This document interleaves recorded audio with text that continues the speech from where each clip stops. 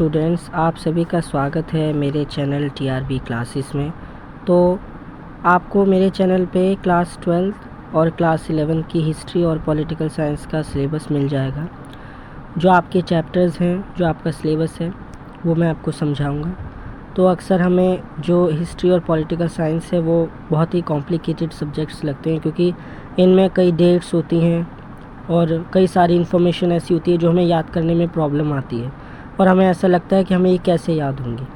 पर कोई भी चीज़ जो हमें बोर लगती है, शायद वो उसमें हमें, अगर हम उसमें इंटरेस्ट, अपनी जो है दिलचस्पी बढ़ा लें, तो वो हमारे लिए बहुत आसान हो जाती है। और ख़ास करके जो हमारा हिस्ट्री सब्जेक्ट है वो इंटरेस्ट मांगता है, यानी आपको उसमें इंटरेस्ट डालना पड़ेगा। बिना इंटरेस्ट के आप उसे नहीं पढ़ सकते, फिर वो आपको बोर ही लगेगा। तो चलिए अब हम पढ़ते हैं अपना चैप्टर।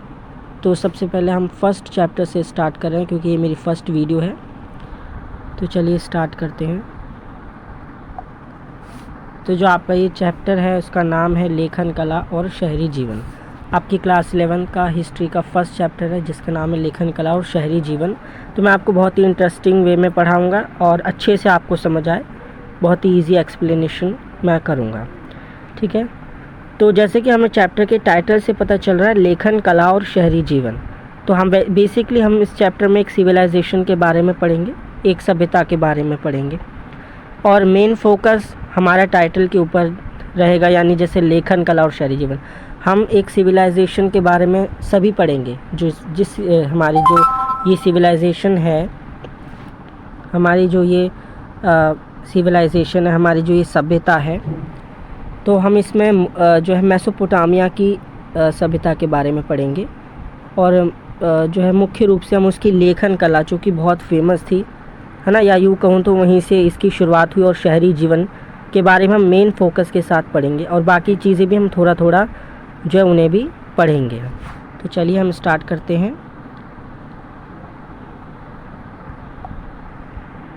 एक सेकेंड। तो हमारा जो फर्स्ट टॉपिक है वो है आपका मेसोपोटामिया, ठीक है। तो अभी जैसे मैंने आपको बताया, मेसोपोटामिया सिविलाइजेशन के बारे में पढ़ रहे हैं, है ना, उसकी सभ्यता के बारे में। तो हम सबसे पहले यही समझेंगे कि ये मेसोपोटामिया है क्या, यानी ये सभ्यता है क्या। हम मतलब इसका नाम मेसोपोटामिया क्यों है, ये किन भाषाओं के शब्दों से बना है, हम सब पढ़ेंगे।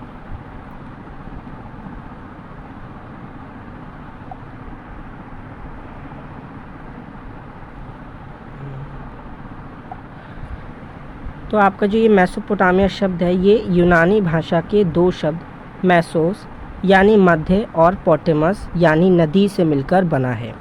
ये शब्द दो नदियों दजला और फरात के बीच की भूमि को इंगित करता है। वर्तमान समय में ये इराक गणराज्य का हिस्सा है, ठीक है। यानी आपको ये पता चल गया कि जो आपका ये सिविलाइजेशन है, ठीक है, जो आपकी ये सभ्यता है, ये वर्तमान में किसका हिस्सा है, ये वर्तमान में जो है गणराज्य किसका है, इराक गणराज्य का हिस्सा है। यानी आज के समय में ये इराक देश में है। और जो मेसोपोटामिया शब्द है वो दो शब्दों के से मिलकर बना है। मेसोस जिसका मतलब होता है मध्य यानी बीच में, और पोटेमस जिसका मतलब होता है नदी, है ना। यानी दो नदियों, एक नदी का नाम है दजला और एक नदी का नाम है फरात, दो नदियों के बीच की भूमि जिसको हम मेसोपोटामिया कहते हैं। और ये दोनों शब्द यूनानी भाषा के शब्द हैं, आपको ये भी याद रखना है, ठीक है, 1 मार्कर क्वेश्चन के लिए। और वर्तमान समय में ये जो मेसोपोटामिया है वो किस देश का हिस्सा है, इराक देश का हिस्सा है, ठीक है।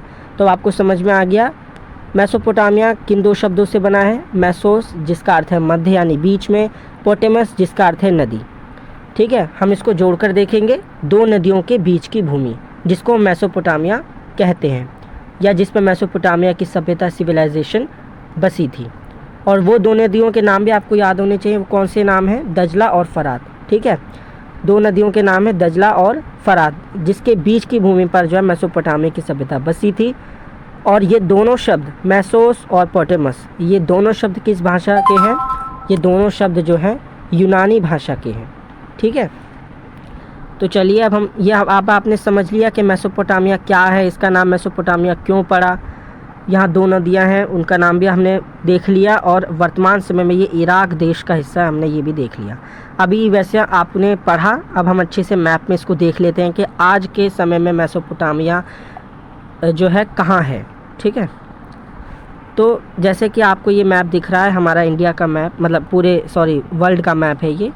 तो ये अपना इंडिया है, ठीक है, भारत है ये, और ये आपका पाकिस्तान है इसके बिल्कुल बगल में। पाकिस्तान से भी आगे फिर आपका अफ़गानिस्तान है, उससे बिल्कुल बगल में ईरान है, ठीक है। और जो है ये आपको अब अच्छा दिखेगा, ठीक है। ये आपका इंडिया हो गया, ये आपका पाकिस्तान, भारत के बाद पाकिस्तान, अफ़गानिस्तान, और अफ़गानिस्तान के बगल में ईरान है, और ईरान के बगल में बिल्कुल पास में साथ में एक देश है इराक, मैंने इसको मार्क भी कर दिया है, ये इराक, ठीक है। हमने यही पढ़ा कि इराक देश का ये हिस्सा है। तो यहीं पर मेसोपोटामिया की सभ्यता बसी थी, किन 2 नदियों के बीच में, दजला और फरात के बीच में, ठीक है। इन 2 नदियों के बीच की भूमि को ही मेसोपोटामिया कहते हैं, क्योंकि इन दोनों के जो बीच की भूमि है वहीं पर ज़मीन जो उसी भूमि पर जो है मेसोपोटामिया के जो लोग रहते थे, वो मेसोपोटामिया की जो सिविलाइजेशन थी वो बसी थी, ठीक है। अब आपने मैप में भी अच्छे से समझ लिया, आई होप आपको अच्छे से समझ में आ गया होगा। चलिए तो अब अपने नेक्स्ट टॉपिक पर चलते हैं। तो सबसे पहले हम पढ़ेंगे मेसोपोटामिया की भाषा, क्योंकि अब हम एक सिविलाइजेशन के बारे में पढ़ रहे हैं जिसका नाम है मेसोपोटामिया, है ना। मेसोपोटामिया सिविलाइजेशन के बारे में पढ़ रहे हैं, तो हम जब भी किसी भी सिविलाइजेशन सभ्यता के बारे में पढ़ते हैं तो हम पूरा पढ़ते हैं, है ना। अब जैसे ये सिविलाइजेशन है, कभी पनपी होगी, फिर अपने चरम पर भी गई, है ना, एक पीक इसका रहा होगा, फिर इसका अंत भी हुआ होगा, है ना। जब कोई सिविलाइजेशन पनपती है तो फिर उसका अंत भी होता है, जब वो अपने पीक पर होती है फिर उसके बाद उसका अंत भी होता है, तो हम ये भी देखेंगे। तो अब हम वैसे चैप्टर का टाइटल हम वैसे बेसिक पे पढ़ेंगे कि लेखन कला के बारे में हम, और शहरी जीवन, क्योंकि ये इसी सभ्यता की खोज थी बेसिकली, लेखन कला और शहरी जीवन, है ना, यानी राइटिंग स्किल और अपना जो हमारा शहरी जीवन है वो इसी से शुरुआत हुई थी, इसी सभ्यता से, ठीक है। तो हम इसके बारे में अधिक पढ़ेंगे और ज़्यादा फोकस करके पढ़ेंगे, बाकी भी और चीज़ों को पढ़ेंगे थोड़ा। तो चलिए हम पढ़ते हैं। तो हमारा फर्स्ट टॉपिक है मेसोपोटामिया की भाषा। अब यहाँ मेसोपोटामिया की जो सभ्यता थी, यहाँ लोग रहते थे, तो स्वाभाविक है ये लोग बोलते भी होंगे, है ना, अपना कम्युनिकेशन करते होंगे, संचार बोलते होंगे, बातचीत करते होंगे, तो ये एक भाषा का प्रयोग करते थे, मतलब कई भाषाएं थी। तो अब उन भाषाओं के बारे में हम पढ़ते हैं। तो सबसे पहले यहाँ सुमेरियन भाषा बोली जाती थी। अब इस चीज़ को याद रखने का आपको कैसे याद रखना है, इसका भी मैं आपको तरीका बता देता हूँ कि आपको हमारे अपने यहाँ के हिसाब से देखना है ना। मतलब अपने यहाँ पर कैसे होता है कि हमारे यहाँ पर अगर हम अपने यहाँ की जो लैंग्वेज हिस्ट्री है, यानी जो भाषा का इतिहास है, उसको देखें तो हमारे यहाँ पर भारत में सबसे पहले संस्कृत बोली जाती थी, है ना। क्योंकि अब मेसोपोटामिया आप पढ़ोगे 2-3 भाषाएं बोली जाती थी, फिर आप कंफ्यूज हो सकते हो। तो इसको इस तरह से याद कर सकते हो कि जैसे भारत में जो इंडिया में अपने भारत में अपने यहाँ पर सबसे पहले संस्कृत भाषा बोली जाती थी, उससे पहले कोई भाषा नहीं बोली जाती थी। फिर उसके बाद प्राकृत बोले जाने लगी धीरे धीरे, है ना। फिर उसका भी समय बीतता गया और थोड़ा, फिर यहाँ पर जो है हिंदी बोली जाने लगी, और आज जो है कई भाषाएं बोली जाती हैं, है ना। और आज तो बल्कि और ज़्यादा विदेशी भाषा है, जैसे इंग्लिश हो गई, है ना, कोरियन लैंग्वेज हो गई, जापानीज़ हो गई, चाइनीज़ लैंग्वेज हो गई, है ना, और कई सारी भाषाएं हैं और जो भारत में आज बोली जाती हैं। लेकिन भारत की जो सबसे पहली भाषा, या यूँ कहूँ तो उसकी जो मूल भाषा है वो तो संस्कृत ही है। लेकिन जैसे जैसे समय बीतता गया, समय के साथ जो है भाषाएँ भी यहाँ पर बदलती गई। तो ऐसा ही हिसाब जो है मेसोपोटामिया का भी है। मेसोपोटामिया में भी जो है सबसे पहले सुमेरियन भाषा बोली जाती थी, जैसे अपने यहाँ पर पहले संस्कृत भाषा बोली जाती थी सबसे पहले, प्राकृत से भी पहले। तो आपको इसी वे में याद रखना है, तो आपके लिए बहुत आसान हो जाएगा, ठीक है। कोई ज़्यादा इसमें मुश्किल नहीं है, कोई ज़्यादा कठिनाई नहीं है। तो हाँ, हम पढ़ रहे थे कि सबसे पहले मेसोपोटामिया में सुमेरियन भाषा बोली जाती थी, बाद में यहाँ पर अकदी भाषा प्रचलन में आई, यानी बाद में थोड़ा जैसे जैसे समय बीतता गया यहाँ पर जो है अकदी भाषा लोग बोलने लगे, ठीक है। यहाँ एक मिस टाइपिंग है, यहाँ पर अकड़ी लिखा है पर इसको आप अकदी ही समझें। ठीक है। तो अकदी भाषा यहाँ बोली जाती थी। सुमेरियन पहले बोली जाती थी, समय बीतता गया, फिर अकदी भाषा प्रचलन में आई, मतलब अकदी भाषा बोली जाने लगी। ठीक है। अब फिर लगभग 1400 ईसा पूर्व में, यानी ईसा पूर्व से भी 1400 साल पहले, 1400 BCE में तो क्या हुआ, यहाँ पर अरामाइक भाषा बोली जाने लगी। ठीक है।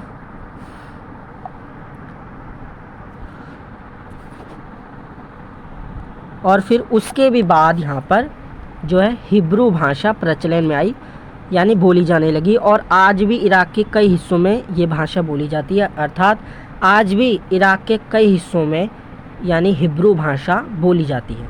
ठीक है। तो अब मतलब हमने इसको पढ़ लिया। वैसे आपका यहाँ टॉपिक, ये वाला टॉपिक ख़त्म हो गया। तो इसको आसान याद करना ज़्यादा मुश्किल नहीं है, बहुत ही आसान है, कोई ज़्यादा इसमें जो है मुश्किल नहीं है। सबसे पहले यहाँ पर तो हम इसको ऐसे समझ लेते हैं काउंटिंग में, और अपने मैंने जैसे आपको तरीका भी बता दिया कि अपने जो है अपने भारत के जैसे हमारे यहाँ पर है लैंग्वेज हिस्ट्री, आप उसी हिसाब से वे में भी याद कर सकते हैं, कोई ज़्यादा मुश्किल नहीं है। सबसे पहले यहाँ पर सुमेरियन भाषा बोली जाती थी, है ना। फिर समय बीतता गया, फिर उसके बाद अकदी भाषा प्रचलन में आई, अर्थात अकदी भाषा बोली जाने लगी। फिर 1400 ईसा पूर्व में, अगर आपको समय याद नहीं भी रहता तो मतलब समय वैसा आपको याद रहे, बहुत अच्छी बात है, लेकिन फिर भी अगर याद नहीं भी रहता तो आप सिंपल टिप्स पे भी याद कर सकते हैं, है ना। समझिए, क्योंकि रटना एक सॉल्यूशन नहीं है, रटोगे कल भूल जाओगे, लेकिन जो समझोगे वो याद रहेगा, और पेपर में फिर बिना किसी परेशानी के आप कर पाओगे। तो याद रखना या समझना बहुत अच्छी जो है तरीका है, सबसे अच्छा तरीका समझना ये मेरे हिसाब से तो, क्योंकि रटना या बार बार तरीक़ों से समझना बहुत अच्छी बात है। तो सबसे पहले यहाँ पर सुमेरियन भाषा बोली जाती थी, फिर अकदी भाषा बोली जाने लगी, समय बीतता गया और यहाँ पर अरामाइक भाषा बोली जाने लगी, है ना। आपने अपने 11th क्लास के अभी इसी साल आप अपने इंग्लिश में जो है एक चैप्टर पढ़ोगे, आपकी जो आई थिंक सप्लीमेंट्री बुक है ना, वो वाइट हॉर्सेस करके कुछ चैप्टर है, आपने पढ़ लिया होगा या अब आप पढ़ोगे। तो जो उसमें 2 लड़के होते हैं वो अरामाइक भाषा बोलते हैं, है ना, वो अरामाइक भाषा बोलते हैं, और शायद वो अरामाइकी ही है ऐसे करके, तो वो अरामाइक भाषा बोलते हैं। तो वो ईरान की कहानी है। ठीक है। तो आप इससे भी कोरिलेट कर सकते हो आप, है ना। और फिर अरामाइक भाषा के बाद यहाँ पर हिब्रू भाषा बोली जाने लगी, और आज भी इराक के कई हिस्सों में, यानी आज भी इराक में हिब्रू भाषा बोली जाती है। ठीक है। यानी उस बात को 2-2.5 हज़ार साल बीत गए, है ना, क्योंकि ये सभ्यता जो थी 2-2.5 हज़ार साल पहले ही बसी थी, और उस समय से आज तक यहाँ हिब्रू भाषा कई हिस्सों में इराक के बोली जाती है। ठीक है। तो अब आप, आई होप आपको ये समझ में आ गया होगा। मैंने आपको तरीका भी बता दिया कि आपको कैसे ये याद करना है। तो चलिए अब हम अपने अगले टॉपिक पर चलते हैं। अगला टॉपिक है भौगोलिक स्थिति, यानी जोग्राफिकल स्टेटस। अब हम किसी सिविलाइजेशन के बारे में पढ़ रहे हैं तो हम उसके बारे में ये भी पढ़ेंगे कि बेसिकली वो कैसे बसी हुई थी, है ना, वो 2 नदियाँ कौन सी थी, वहाँ मैदान होते थे या नहीं, वहाँ कैसा पशुपालन होता था, वगैरह वगैरह। मतलब एक जोग्राफिकल स्टेटस की हम पूरी जानकारी सभ्यता या सिविलाइजेशन के बारे में लेंगे। तो चलिए शुरुआत करते हैं। एक सेकेंड। हाँ, तो हम इसकी भौगोलिक स्थिति के बारे में पढ़ रहे हैं।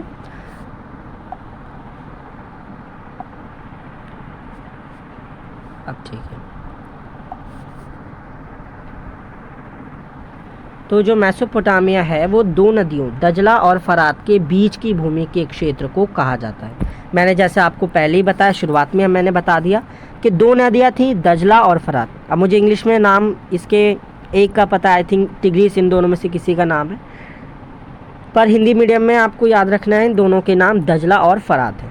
ठीक है। 2 नदियाँ थी, दजला और फरात, उसके जो बीच की भूमि थी, यानी एक तरफ जैसे आप एग्जाम्पल के लिए मान लीजिए पूर्व में दजला है तो पश्चिम में फरात है ना, ईस्ट में दजला है तो वेस्ट में फरात, और जो इसके बीच की भूमि है, जो उसके बीच की भूमि है, ज़मीन है, भूमि है, उस पर जो है मेसोपोटामिया की सभ्यता बसी हुई थी। ठीक है। उसी क्षेत्र को मेसोपोटामिया कहा जाता था। यहाँ अधिक मात्रा में स्टेपी घास के मैदान पाए जाते थे, जो कि पशुपालन के अच्छे साधन थे, हैं अभी भी और उस समय भी थे। तो अब हमने ये भी समझ लिया कि यहाँ स्टेफी होता है, वैसे स्टेफी घास, ये एक तरह की घास होती है, जैसे अलग अलग हमारे यहाँ भारत में भी, अपने यहाँ पर भी बहुत सारी घास होती है, अलग अलग नाम होते हैं। तो ऐसे ही मेसोपोटामिया के जो मेसोपोटामिया में एक स्टेपी घास नामक जो है घास पाई जाती थी, और इसके विशाल मैदान थे, और बहुत ही अधिक मात्रा में, यानी बहुत अधिक मात्रा में यहाँ जो है घास के मैदान थे। कौन सी घास के? स्टेपी घास के। तो जो कि पशुपालन के अच्छे साधन थे। अब वो पशुपालन के कैसे अच्छे साधन थे कि जैसे पशुपालन का मतलब होता है पशुओं को पालना, उनकी देखभाल करना, है ना, उनको खिलाना और उनकी जो है देखभाल करना। तो अब जैसे हम करते हैं कि भाई पशु को चारा जो है देते हैं, तो वो लोग क्या करते थे मेसोपोटामिया के कि वो जो स्टेपी घास के मैदान तो वहाँ अधिकतर पाए ही जाते थे। जैसे अभी हमने पढ़ा कि वो क्या करते थे कि तो वो अपने पशुओं को स्टेपी घास के मैदान में ही ले जाते थे चराने, तो उनको ज़्यादा दूर नहीं जाना पड़ता था, उनको ज़्यादा इसके लिए मशक्क़त मेहनत नहीं करनी पड़ती थी, है ना। वो उसी मैदान में ले जा कर के घास के मैदान में, स्टेपी घास के मैदानों में अपने पशुओं को चराया करते थे। तो इसलिए कहा गया कि ये पशुपालन का बहुत ही अच्छा साधन था, ठीक है, क्योंकि यहाँ अधिक मात्रा में स्टेपी घास के मैदान पाए जाते थे।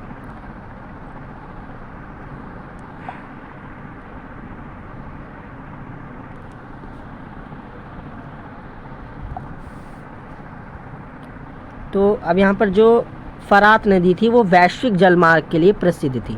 अब हम यहाँ पर जोग्राफिकल स्टेटस पढ़ रहे हैं, यहाँ की भौगोलिक स्थिति के बारे में पढ़ रहे हैं, तो यहाँ नदी, ज़मीन, भूमि सब के बारे में हम पढ़ेंगे। सॉरी। तो यहाँ की जो फरात नदी थी वो वैश्विक जलमार्ग के लिए प्रसिद्ध थी, यानी ग्लोबली स्ट्रक्चर पर, यानी ग्लोबली लेवल पर फेमस थी। किसके लिए? जलमार्ग के लिए, है ना, जो है प्रसिद्ध थी, क्योंकि यहाँ पर व्यापार भी होता था, है ना। अभी हम आगे पढ़ेंगे। इसी नदी से बाहर से के जो देश थे और जो मेसोपोटामिया के लोग भी थे वो बाहर के देशों से व्यापार करते थे, जो सामान भेजते थे, है ना, जो सामान मंगाते थे वो अक्सर जो है स्वाभाविक रूप से या ज़्यादातर वो फरात नदी के द्वारा ही मंगाते थे, और ये इसीलिए जो है वैश्विक जलमार्ग के लिए प्रसिद्ध थी। जो बड़े बड़े व्यापारी आते थे वो भी इसी नदी के माध्यम से, जलमार्ग के माध्यम से, इसी फरात नदी के माध्यम से आते थे। यहाँ की जो भूमि थी वो कृषि के लिए बहुत ही अत्यधिक उपजाऊ है, अभी भी है और उस समय भी थी। तो अब यहाँ की जो कृषि भूमि थी वो कृषि के लिए, यानी खेती बाड़ी के लिए बहुत ही ज़्यादा अच्छी उपजाऊ थी। अब जैसे आपको पता ही होगा, अब स्वाभाविक है, क्यों? क्योंकि यहाँ मैंने आपको शुरुआत में जैसे बताया, यहाँ दोनों तरफ नदियाँ थी।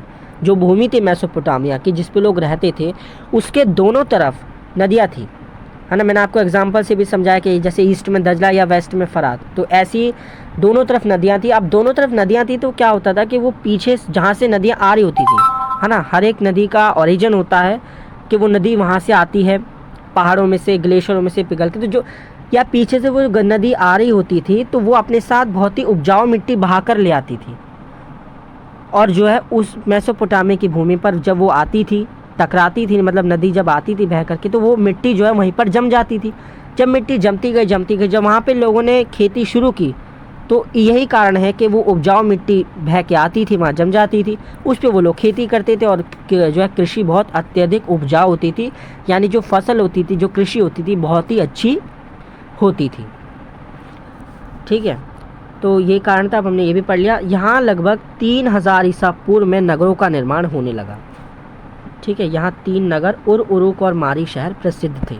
अब क्या कि भाई जो 3000 ईसा पूर्व पहले, यानी जो सदी शुरू हुई उससे भी, जो हमारी BC है टाइम है, उससे भी 3000 साल पहले यहाँ नगरों का निर्माण होने लगा। अब अपने यहाँ पर, अब आज की बात है, अभी भी हमारे यहाँ पर बहुत सारे गांव देहात, अभी भी आप गांव देहातों में जाओगे तो आपको पूरी तरह से वो डेवलपमेंट नहीं दिखेगा, पर उन लोगों ने आज से भी 3000 साल पहले, या यूँ कहूँ तो बहुत समय पहले, 3000 साल पहले जो है नगरों का निर्माण कर लिया था, या वहाँ शुरू होने लगा था। अब यहाँ 3 नगर प्रसिद्ध थे, उनके नाम आपको याद रखने हैं, ठीक है। अभी हम उनके बारे में भी आगे पढ़ेंगे, थोड़ा थोड़ा, बहुत ज़्यादा डीपली नहीं पढ़ेंगे, बहुत ज़्यादा, लेकिन थोड़ा थोड़ा पढ़ेंगे। तो आपको इन तीनों नगरों के नाम याद रखने हैं, शहर के, उरुक और मारी, ठीक है। इनमें से जो मारी शहर था वो बहुत ही समृद्ध था, वो बहुत ही एक तरह से कहें तो अमीर शहर था बहुत, और ये शाही शहर भी था, क्योंकि एक राजधानी, एक सेंटर के रूप में भी ये डेवलप हुआ। यहाँ खनिज संसाधन की कमी थी, क्यों? हालांकि यहाँ खाद्य संसाधन भरपूर मात्रा में थे। तो जो यहाँ खनिज संसाधन थे, ठीक है, वो उनकी यहाँ पर कमी थी, जैसे सोना, चांदी, है ना, रागा, तांबा, पीतल आदि और भी जैसे हमारे खनिज संसाधन हैं, तो उनके यहाँ पर कमी थी। तो यहाँ के जो लोग हैं इन चीज़ों की पूर्ति यानी जो खनिज संसाधन थे उनकी पूर्ति जो है बाहर के देशों से किया करते थे, यानी खाड़ी पार के देश। खाड़ी पार मतलब जहाँ जो खाड़ी है, जैसे जो समुद्र है उनके जो पार के देश होते हैं वहाँ से जो है इसका वो व्यापार करते थे, वो मंगाते थे अपने यहाँ पर। और बदले में जो मेसोपोटामिया में फेमस जो जैसे कपड़ा होता था या अनाज होता था वो इसके बदले में भेजते थे। यानी उस समय वस्तु विनिमय है ना, बार्टर सिस्टम चलता था। तो उस समय वही था ना, मुद्रा तो उस समय थी ही नहीं। लेकिन यहाँ जो खाद्य संसाधन थे यानी जो वो जो है बहुत भरपूर मात्रा में थे, क्योंकि मैंने जैसे आपको बताया कृषि यहाँ पर बहुत अच्छी होती थी, है ना। यहाँ की भूमि कृषि के लिए अत्यधिक उपजाऊ थी। क्यों थी, मैंने आपको ये भी बताया। तो इसलिए यहाँ पर खाद्य संसाधन यानी खाने पीने की कभी कमी नहीं होती थी। यहाँ पर खाद्य संसाधन अत्यधिक मात्रा में उपलब्ध थे, ठीक है। पर यहाँ खनिज संसाधन की कमी थी। जैसे यहाँ थी भी खनिज संसाधन, जैसे और भी चीज़ें हैं, है ना। जैसे लकड़ी है, अभी हम आगे पढ़ेंगे।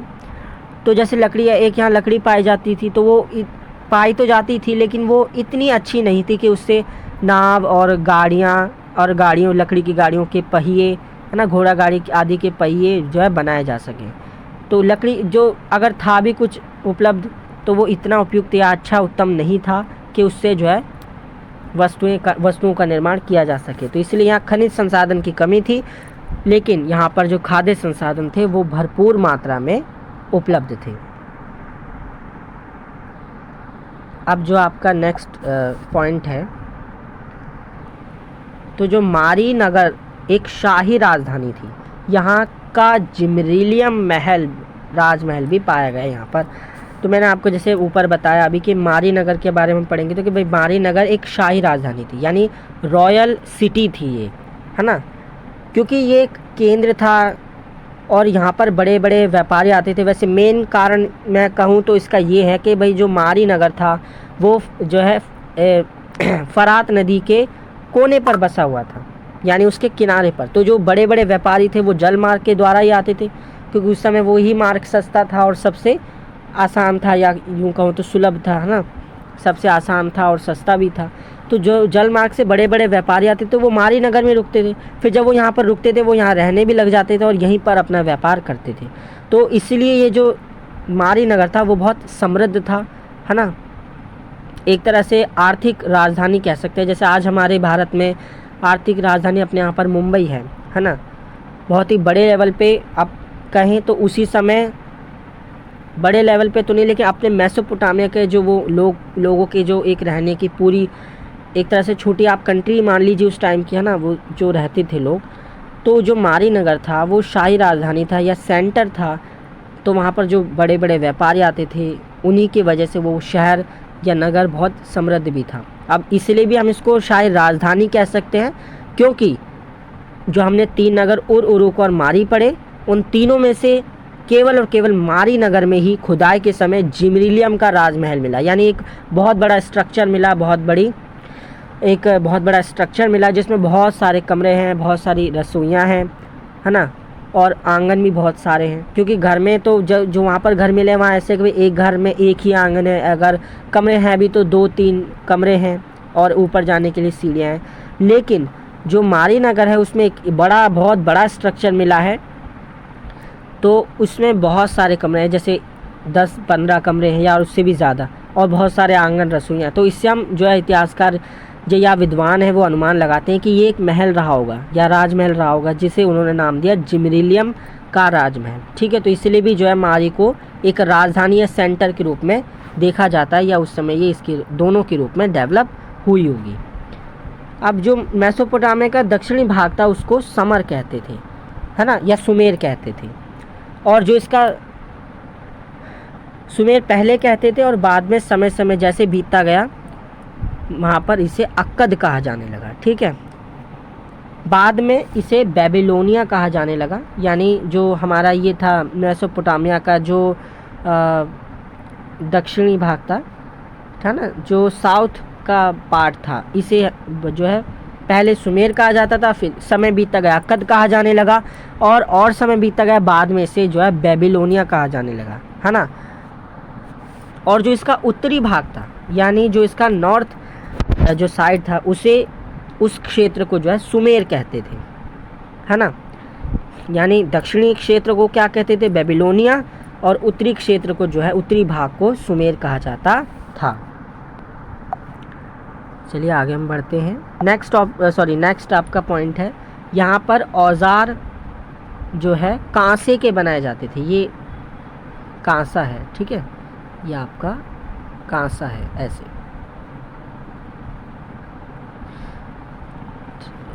ऐसे नहीं है। तो यहाँ जो औजार बनाए जाते थे वो कांसे के बनाए जाते थे। कांसा एक तरह का धातु ही होता है, अगर आप इससे परिचित होंगे, है ना। तो जो इसका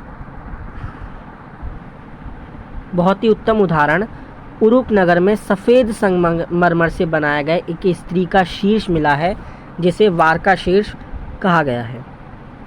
यानी वो लोग कला में बहुत इंटरेस्टेड थे, अपने आप को कला में बहुत लगाए रखते थे, या यूँ कहूँ तो कला में उनको दिलचस्पी थी। इसका सबसे बड़ा उदाहरण, उत्तम उदाहरण हमें कहाँ से मिला है कि वहाँ पर हमने अभी 3 नगर के बारे में पढ़ा, उरुक और मारी। अब मारी के बारे में पढ़ लिया, अब एक उरुक की भी विशेषता है। क्या इसकी खासियत है नगर की, कि उरुक नगर में एक स्त्री का शीर्ष मिला है। मतलब वैसे असली शीर्ष नहीं, लेकिन पत्थर का बनाया हुआ शीर्ष, यानी सिर मिला है। संगमरमर से बनाया हुआ एक सिर मिला है, बहुत ज़्यादा मतलब अच्छा है, भव्य है, बड़ा है। तो बहुत ही सुंदरता से वो बनाया हुआ है, और संगमरमर से बहुत ही सफाई से, बहुत ही अच्छी तरीके से वो बनाया गया। और उसमें जो है गहने की जगह भी छोड़ी गई है, जैसे सर पे, है ना, और गले में, और आदि कान वान में, मतलब सब जगह जो है आभूषण है उनकी भी जगह रिक्त की गई है। तो इससे हमें पता चलता है कि वो लोग कला प्रेमी भी थे, है ना। वो जो लोग जो है कला को भी, कला की भी समझ उन्हें बहुत अच्छी थी। तो अब आपने पढ़ लिया इसके बारे में। तो वैसे भौगोलिक स्थिति से क्वेश्चन आ सकता है, अब इसमें यही क्वेश्चन आ सकता है ना भाई, कि मेसोपोटामिया जो है वहाँ जो 2 नदियाँ थी उनके नाम बताओ।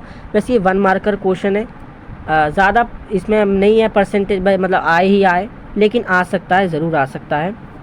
ये आ सकता है कि भाई आप ये आपको पता होना चाहिए कि जो फरात नदी थी वो वैश्विक यानी ग्लोबल लेवल पे फेमस थी। किसके लिए? जल मार्ग के लिए, है ना। अब नदियाँ तो वहाँ 2 थी, आप कहेंगे 2 नदियाँ थी वहाँ, दजला भी थी, फरात भी थी। पर फरात ही क्यों फेमस थी, मैंने आपको इसका कारण बता दिया। क्योंकि फरात नदी जो है, अभी सॉरी मैंने आपको बताया नहीं, अभी आगे बताऊँगा। वैसे मैं आपको अभी भी बता देता हूँ कि एक सिंपल जो है 1 लाइन में आपको बता देता हूँ। आगे हम इसके बारे में अच्छे से पढ़ेंगे कि जो दजला नदी क्या थी कि वो आगे जाकर ना कई हिस्सों में बढ़ती नहीं थी। या तो वो अब इसके बारे में आपके सिलेबस में नहीं बताया गया, ना ही आपके सिलेबस में है ये चीज़, पर हम एक अनुमान लगा सकते हैं, क्योंकि अब हम हिस्ट्री पढ़ रहे हैं तो, है ना, एक तरह से हम भी इतिहासकारी हो, तो हमें अनुमान लगा सकते हैं। हालांकि आपके इस बात का आपके सिलेबस से कोई लेना देना नहीं है, पर फिर भी एक अनुमान के तौर पर कि शायद दजला नदी फरात नदी में ही बाद में जाकर मिल जाती होगी। तो इसके बारे में आपकी ना किताब में कोई जानकारी है ना सिलेबस में, पर फरात नदी जो है उसके बारे में जानकारी है कि फरात नदी जो थी वो आगे जाकर कई नहरों में बट जाती थी, है ना, कई नहरों में बट जाती थी। तो ये एक विशाल थी, और जो लोग जल मार्ग का इस्तेमाल करते थे, क्योंकि उस समय ये मैंने आपको जैसे बताया सस्ता साधन होता था, बहुत ही आसान साधन होता था, आसान रूप से लोगों को ये जो है जल मार्ग प्राप्त हो जाता था। तो इसका लोग उपयोग जब करते थे तो वो कई नगरों में जाने के लिए, कहीं जाने के लिए ना, तो फरात नदी का वो इसलिए भी शायद उपयोग करते होंगे कि वो नहर के माध्यम से भी कहीं छोटे छोटे नगरों में, कहीं छोटी छोटी जगहों पर जा सकते हैं, है ना। अब ये सिचुएशन दजला नदी के साथ तो नहीं थी, तो इसलिए ज़्यादा रूप से, और फरात नदी से मैंने आपको बताया बड़े बड़े व्यापारी जो देश से मेसोपोटामिया के लोग जो सामान या वस्तुएं मंगवाते थे, है ना, जो कच्चा माल मंगवाते थे और अपने यहाँ से जो अनाज, जो वस्त्र थे वो भेजते थे, वो फरात नदी से ही व्यापार हुआ करता था। और बड़े बड़े व्यापारी जो यहाँ आते थे मेसोपोटामिया में, वो फरात नदी के माध्यम से ही आते थे। इसलिए ये फरात नदी जो थी वो वैश्विक रूप से फेमस थी। किसके लिए? जल मार्ग के लिए, ठीक है। तो ये क्वेश्चन आ सकता है। बाकी यहाँ की भूमि कृषि के लिए उपजाऊ क्यों थी, मैंने आपको ये भी बता दिया क्यों थी उपजाऊ। फिर एक बार बता देता हूँ कि जो पीछे से नदियाँ आ रही होती हैं, तो भाई वो नदियाँ अपने साथ जो है उपजाऊ मिट्टी बहा कर ले आती हैं, है ना। बहाकर ले आती थी और वो मेसोपोटामिया की जो भूमि थी वहाँ पर वो मिट्टी जमा हो जाती थी। और जब यहाँ के लोग कृषि आदि करते थे तो इसलिए कृषि बहुत उपजाऊ हो जाती थी, क्योंकि मिट्टी अगर उपजाऊ होगी तो कृषि भी बहुत अच्छी होगी। ठीक है। और वारका शीर्ष के बारे में आ सकता है, ये क्वेश्चन अक्सर आता है, आपको पता होना चाहिए कि भाई वारका शीर्ष जो है, या जो एक स्त्री का शीर्ष कह लीजिए, इसका नाम है वैसे वारका शीर्ष। आप जब बुक में इसको पढ़ेंगे तो आपको पता भी चल जाएगा कि वारका शीर्ष से बोला गया है। वैसे एक स्त्री का शीर्ष है जो कि किससे बनाया गया है, सफ़ेद संगमरमर से बनाया गया। बहुत ही उत्तम उदाहरण है किसका, कला प्रेम का, कि वहाँ के लोग कला को इतनी अच्छी तरह से समझते थे, या यूँ कहूँ तो आज से भी अच्छी तरह से समझते थे, क्योंकि आज कई सारी तकनीक है, कई सारी टेक्नोलॉजी हैं, पर उस समय जब मानव जीवन शुरू हुआ, अगर एक तरह से हम कहें तो वो उन लोगों के अंदर, या वो लोगों ने इस चीज़ को, भाई उस समय मशीनें वगैरह तो होती नहीं थी, तो हाथ से इतनी सुंदर कला का निर्माण करना बहुत एक जो है उत्तम उदाहरण है, या यूँ कहूँ तो एक बहुत ही अच्छी बात है ना। इससे हमें पता चलता है कि वो लोग कितने कला प्रेमी थे, या उन्हें कितनी अच्छी कला की समझ थी। अब ये क्वेश्चन आ सकता है कि जो वारका शीर्ष था, यानी जो संगमरमर से बनाया गया स्त्री का शीर्ष था, वो कहाँ या किस नगर में पाया गया है। तो आपको ये भी पता होना चाहिए वो उरुक नगर में पाया गया है। ठीक है। और ये भी आपको पता होना चाहिए कि भाई ये सिंपल है, मेसोपोटामिया के उत्तरी भाग को सुमेर कहा जाता था और दक्षिणी भाग को बेबीलोनिया कहा जाता था, है ना। जो जिम्रीलियम का जो राजमहल है वो कहाँ पाया गया है, वो मारी नगर में पाया गया, इसलिए भी इसको जो है शाही राजधानी या केंद्र के रूप में देखा जाता है। तो इनमें से यही छोटी छोटी चीज़ें हैं, यही क्वेश्चन इनमें से बन सकते हैं। वैसे भौगोलिक स्थिति पे आपका एक बड़ा क्वेश्चन भी आता है, जो ये आपका क्वेश्चन 8 नंबर में आ सकता है, 2 नंबर में आ सकता है ना, 5 नंबर में आ सकता है, 3 नंबर में आ सकता है। तो आप इनमें लिख सकते हो आसानी से, कोई इसमें ज़्यादा मुश्किल नहीं है। अब यहाँ 2 नदियाँ थी, दजला और फरात, आप ये लिख सकते हो। यहाँ अत्यधिक मात्रा में स्टेपी घास के मैदान पाए जाते थे। जो यहाँ फरात नदी थी वो वैश्विक जलमार्ग के लिए प्रसिद्ध थी, और यहाँ की जो भूमि थी वो कृषि के लिए अत्यधिक उपजाऊ थी, है ना। यहाँ के जो एक नगर उरुक नगर, वहाँ पर एक स्त्री का शीर्ष पाया गया, वारका शीर्ष जिसे नाम दिया गया, संगमरमर से बनाया गया एक स्त्री का शीर्ष पाया गया, है ना। तो जो जिसे हम वारका शीर्ष नाम दिया गया है ना। यहाँ 3 नगर प्रसिद्ध थे, उरुक और मारी नगर एक शाही राजधानी के रूप में फला फूला। तो ये कई सारे पॉइंट है, और ये ज़्यादा मुश्किल पॉइंट नहीं है ना, मेरे हिसाब से। और ये वैसे भी बहुत सिंपल पॉइंट है, जो कि आप आराम से लिख सकते हो, आपको पूरे मार्क्स मिलेंगे। तो ये क्वेश्चन वैसे लॉन्ग में ही आएगा, है ना, 3 नंबर में, 2 नंबर में, 5 नंबर में, इवनली 6 नंबर, 8 नंबर तक भी आ जाता है। 8 नंबर तक आपका आता है ना, तो 8 नंबर में भी ये क्वेश्चन आ जाता है कि भाई मेसोपोटामिया की जो भौगोलिक स्थिति है उसका वर्णन कीजिए, या उसके बारे में लिखिए, या उसका उल्लेख कीजिए। तो आप ये जो नॉर्मल या फिर जो ये सिंपल पॉइंट्स मैंने आपको बताए वो आप इसमें आराम से लिख सकते हो। ठीक है। 8 नंबर का क्वेश्चन आता है तो आप जो है 8 से 9 या 10 पॉइंट तक लिख सकते हो, आपको पूरे मार्क्स मिलेंगे जो। ठीक है। अब हम अपना अगला टॉपिक पढ़ते हैं, मेसोपोटामिया की कृषि और जलवायु। ठीक है। अब यहाँ का क्लाइमेट कैसा था, है ना, यहाँ का जो यहाँ की खेती होती थी तो वो कैसी होती थी, अब हम उसके बारे में पढ़ेंगे। सबसे पहले हम ये पढ़ते हैं भाई, जो मेसोपोटामिया में कृषि थी उसकी शुरुआत 1000 से 12,000 1000 नहीं, 10,000 है, 10,000 से 12,000 साल पहले हुई थी, है ना। यानी मेसोपोटामिया में कृषि की शुरुआत 10,000 से 12,000 साल पहले हुई थी, और जो दजला और फरात नदियाँ थी वो उत्तरी पहाड़ियों से निकलकर अपने साथ उपजाऊ मिट्टी बहाकर ले आती थी। मैंने आपको पहले ही बताया, ठीक है, ये बात मैंने आपको पहले ही बता दी, हम यहाँ भी पढ़ रहे हैं इस बात को, है ना।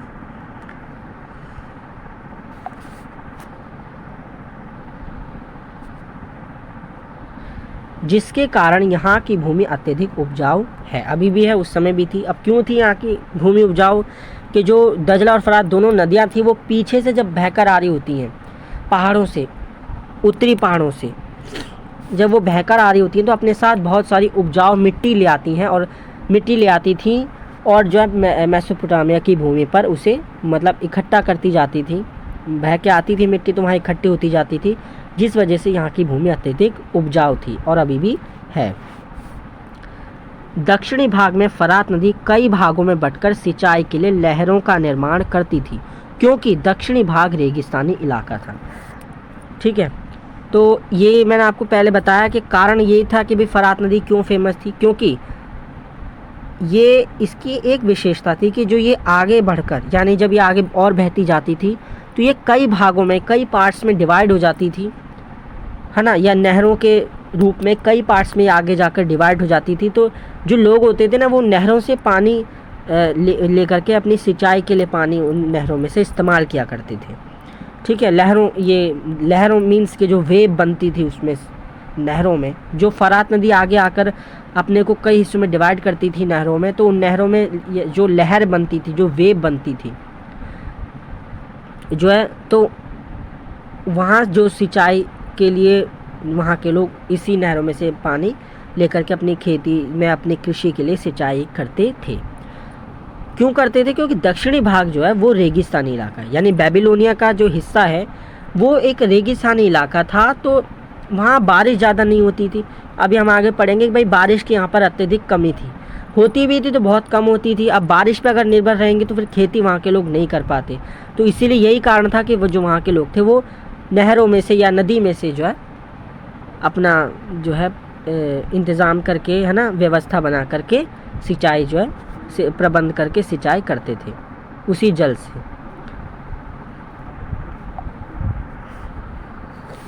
और जो यहाँ पर मुख्य तौर पर गेहूँ, जौ, मटर और मसूर की खेती की जाती थी। ठीक है, अभी हमने ये भी पढ़ लिया कि भाई यहाँ पर मुख्य तौर पर किस किस की फसलें होती थी। तो गेहूँ की अत्यधिक होती थी, मटर की होती थी, मसूर की होती थी, और जौ की भी जो यहाँ पर मुख्य तौर से फसल की जाती थी, खेती होती थी। तो ये क्वेश्चन बहुत इंपॉर्टेंट है 1 मार्कर के लिए कि मेसोपोटामिया में जो है मुख्य तौर पर किन किन की जो है कृषि या फसल की जाती थी, खेती होती थी। तो गेहूँ, जौ, मटर और मसूर की यहाँ मुख्य रूप से खेती की जाती थी या कृषि की जाती थी। आगे आपका सॉरी ये क्या हो, चलो ठीक हो गई। हाँ, यहाँ की जो जलवायु सूखी एवं शुष्क थी, अभी भी है, उस समय भी थी। तो जैसे हमने अभी पहले पढ़ा भाई यहाँ रेगिस्तानी इलाका, तो स्वाभाविक है कि भाई रेगिस्तानी इलाके में जलवायु सूखी होगी, शुष्क होगी, है ना, वहाँ बारिश भी ज़्यादा नहीं होती थी, यहाँ वर्षा की कमी रहती थी। ठीक है, हमने जान लिया, इसलिए यहाँ सिंचाई के लिए किए गए इंतज़ाम अत्यधिक महत्व उनका बढ़ जाता है। क्यों बढ़ जाता है? क्योंकि यहाँ वर्षा की कमी रहती थी। अगर वो वहाँ के लोग अगर इंतज़ाम नहीं करते सिंचाई के लिए या प्रबंध नहीं करते तो फिर वो खेती नहीं कर पाते, क्योंकि वहाँ वर्षा तो बहुत कम होती थी। तो इसीलिए यहाँ जो सिंचाई के लिए किए गए प्रबंध थे उनका अत्यधिक महत्व बहुत बढ़ जाता है, या उनका यूँ कहूँ तो महत्व बहुत था। अब मेसोपोटामिक कृषि या जलवायु के रूप में अगर क्वेश्चन आता है तो आपको ज़्यादा परेशानी होने की ज़रूरत नहीं है ना। सिंपल पॉइंट्स, वैसे ये भी लॉन्ग में भी आ जाता है, ये दोनों साथ में तो नहीं आएगा, अलग अलग आ जाते हैं कि जैसे मेसोपोटामिया की कृषि के बारे में लिखिए उसका वर्णन कीजिए, या मेसोपोटामिया की जलवायु के बारे में लिखिए उसका वर्णन कीजिए। अब अगर क्वेश्चन आता है कि भाई मेसोपोटामिया की कृषि के बारे में लिखिए, तो सिंपल से आपको पॉइंट्स लिख देने हैं। भाई मेसोपोटामिया में कृषि की शुरुआत 10,000 से 12,000 साल पहले हुई थी, है ना। यहाँ 2 नदियाँ थी, दजला और फरात, जो कि उत्तरी पहाड़ों से निकलती थी। या आपको ये ना भी याद रहे तो सिंपल है कि भाई 2 नदियाँ दजला और फरात जो पहाड़ियों से जब बह कर आती थी अपने साथ उपजाऊ मिट्टी लाती थी, और अपने साथ जो उपजाऊ मिट्टी बहा कर लाती थी वो आप जो है यहाँ की भूमि पर इकट्ठी हो जाती थी, जिसके कारण यहाँ की भूमि बहुत ही उपजाऊ थी। 3 पॉइंट्स हो गए। अब चौथा पॉइंट आपका ये बन गया कि जो यहाँ की फरात नदी थी वो आगे जाकर जो है नहरों में डिवाइड हो जाती थी, जिससे वहाँ के लोग जो है सिंचाई के लिए इसका पानी इस्तेमाल किया करते थे, उसको उपयोग में लाया करते थे। अब आपके 3-4 पॉइंट्स हो गए, है ना। या क्वेश्चन आ जाता है मेसोपोटामिया की जलवायु के बारे में आप लिखिए, उसका वर्णन कीजिए, तो भी ठीक है। भाई यहाँ का जो दक्षिणी भाग था वो मुश्किल नहीं है ना, यहाँ का जो दक्षिणी भाग था वो बेबीलोनिया वो रेगिस्तानी इलाका था। और आप लिख सकते हैं भाई मेसोपोटामिया में वर्षा अत्यधिक कम होती थी, जिसकी वजह से यहाँ के लोगों को सिंचाई के लिए अन्य प्रबंध करने पड़ते थे। ठीक है, और यहाँ की जो जलवायु थी वो बहुत ही शुष्क और सूखी थी। जो आपका नेक्स्ट टॉपिक है ये हो गया आपका, ठीक है, ये आपका टॉपिक हो गया मेसोपोटामिया की कृषि और जलवायु वाला। अब आपका नेक्स्ट टॉपिक पे हम चलते हैं। आपके नेक्स्ट टॉपिक है आपका मेसोपोटामिया का नगर नियोजन। ठीक है, यानी हम किसी भी नगर को जब बसाते हैं तो हम एक प्लान के बेस पर उस नगर को बसाया जाता है या शहर को बसाया जाता है। तो अब हम ये पढ़ेंगे कि भाई यहाँ के जो नगर बसाए गए थे वो वेल प्लान्ड थे या नहीं थे। सबसे पहले जो उर नगर था उसमें नगर नियोजन का अभाव था, यानी जो हमने 3 नगर पढ़े उर, उरुक और मारी, उनमें से जो एक नगर उर नगर था उसमें नगर नियोजन की बहुत ही कमी थी। क्यों कमी थी? जो यहाँ की गलियाँ थी वो बहुत ही टेढ़ी मेढ़ी थी, है ना, यानी बहुत सीधी नहीं थी, वेल प्लान नहीं थी, जैसे जिसने घर बना लिए। तो यहाँ की जो गलियाँ थी वो बहुत टेढ़ी मेढ़ी थी और जो यहाँ जल निकास प्रणाली भी अच्छी नहीं थी। ठीक है, जो यहाँ ड्रेनेज सिस्टम वगैरह था वो बहुत ज़्यादा अच्छा नहीं था। ठीक है, बहुत ज़्यादा उसके लिए किया नहीं गया था, डेवलप नहीं था। नेक्स्ट पॉइंट है कि जो यहाँ के लोग थे मेसोपोटामिया के, वो अपशगुन में बहुत मानते थे, शगुन अपशगुन में बहुत मानते थे। तो हमें इसका कैसे हमें पता चला इतिहासकारों को कि मारी जो नगर है, एक सेकेंड, हाँ, तो हमें इसका कैसे पता चला कि यहाँ के जो लोग थे वो बहुत ही अपशगुन शगुन में विश्वास रखते थे कि यहाँ जो घर मिले हैं ना खुदाई में, वो उनके जो गेट मिले हैं वो सबके गेट एक ही दिशा में मिले हैं, जो है पूर्व दिशा में। तो यहाँ के इसलिए जो है इस तथ्य पर जो है इतिहासकार ये अनुमान लगाते हैं, है ना, कि यहाँ के लोग जो है शगुन अपशगुन में अत्यधिक विश्वास रखते थे।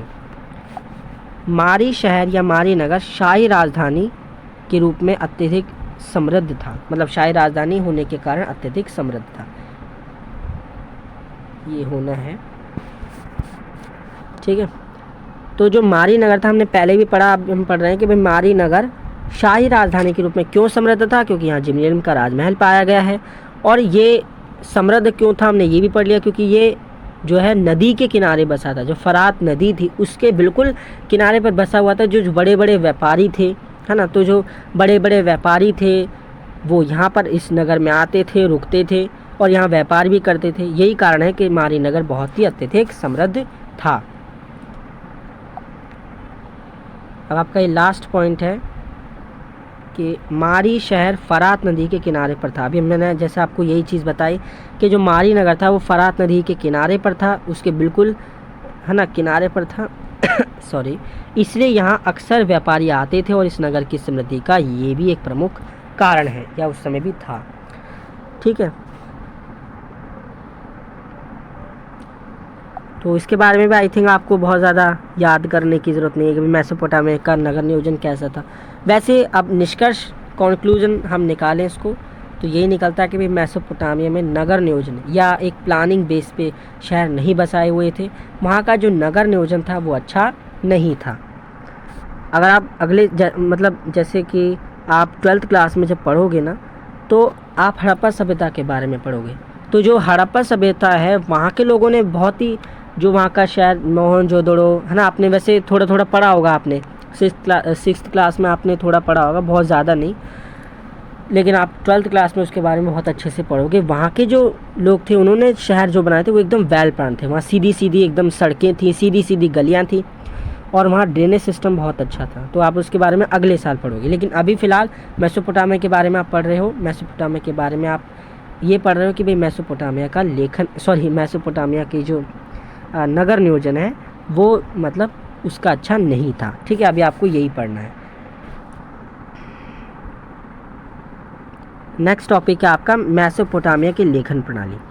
तो स्टूडेंट्स, जैसे आपका टाइटल है चैप्टर का कि लेखन कला और शहरी जीवन, तो मैंने आपको पहले ही बताया कि भी पूरे चैप्टर में पढ़ेंगे तो हम सब चीज़ें, लेकिन लेखन कला या लेखन प्रणाली और शहरी जीवन पर हम मेन फोकस करेंगे।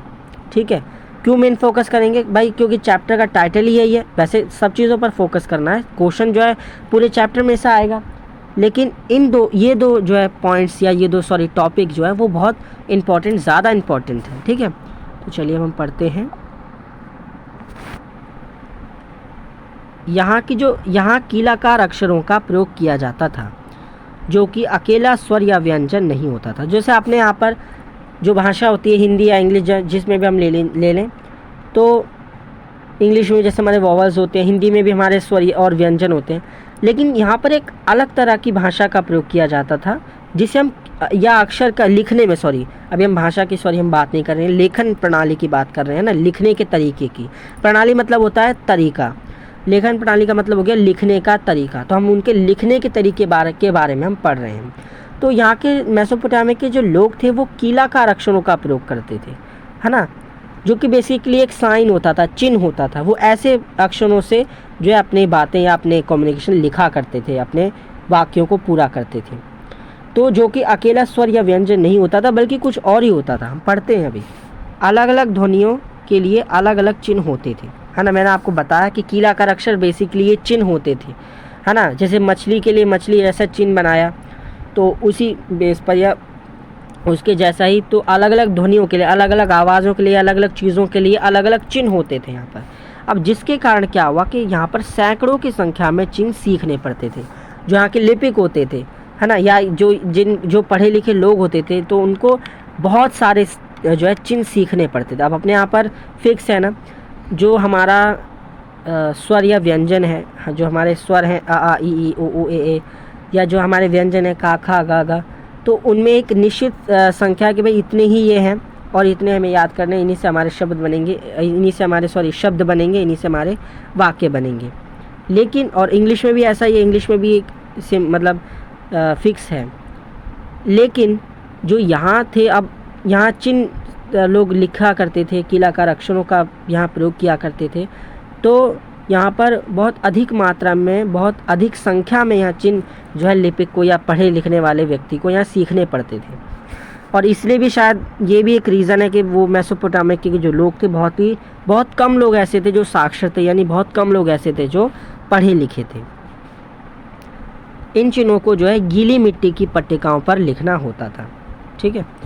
तो क्या होता था कि भाई इन चिन्हों को जो है गीली मिट्टी की पट्टिकाओं पर लिखा जाता था। पट्टिकाओं का, वैसे पट्टिकाएं सबसे मेन रोल निभाती हैं हमें मेसोपोटामिया के बारे में बताने के लिए, उसकी जानकारी देने के लिए, क्योंकि जितनी भी यहाँ पर पट्टिकाएं मिली हैं, इतिहासकार उन्हीं से अनुमान लगाते हैं, क्योंकि उन्हीं से यहाँ की भाषा का भी पता लगा, है ना। तो ये जो पट्टिकाएं यहाँ मिट्टी की मिली हैं, तो वो बहुत ही महत्वपूर्ण है। ये काम कुशल व्यक्ति ही करता था। तो जो मिट्टी पर अक्षर लिखने होते थे, कीलाकार अक्षर या चिन्ह जो भी हम कह लें, वो लिखने होते थे, वो कुशल व्यक्ति करता था। मैंने जैसा आपको बताया, यहाँ बहुत अधिक मात्रा में चिन्ह सीखने पड़ते थे, बहुत अधिक चिन्ह। अब कोई चिन्ह किसी का है वो कहीं गलती से ना लिख जाए। अब क्योंकि एक बार हमने अगर उसे गीली मिट्टी पर तीली से अगर हमने लिखा, सुखा दिया, फिर अगर हम दोबारा करेंगे, फिर हमें दोबारा जो है मिट्टी की पट्टिका लेनी पड़ेगी, तो उसका वेस्टेज ना हो, उसे एक ही बार में सही तरीके से लिख दिया जाए। इसलिए कुशल व्यक्ति की आवश्यकता होती थी लिखने के लिए, क्योंकि चिन्हों को बड़े ही ध्यान से मिट्टी के सूखने से पहले ही उन पर उकेरना होता था, है ना। अगर मिट्टी सूख गई तो फिर वो अच्छे से लिखा नहीं जाएगा, इसलिए चिन्हों को बड़े ही ध्यान से मिट्टी के सूखने से पहले ही उन पर बहुत अच्छी कुशलता से लिखना होता था। मेसोपोटामिया में जो पट्टिकाएं पाई गई हैं वो 3200 ईसा पूर्व की हैं, ठीक है। उर नगर में एक मंदिर है जिससे अनाज, मछलियाँ और रोटी की 5000 सूचियाँ मिली हैं, जो मतलब पट्टिकाओं के मिट्टी की पट्टिकाओं पे ही लिखी मिली है, जो कि उस मंदिर में चढ़ावे के रूप में या मतलब चढ़ावे के रूप में उस मंदिर में आई होगी।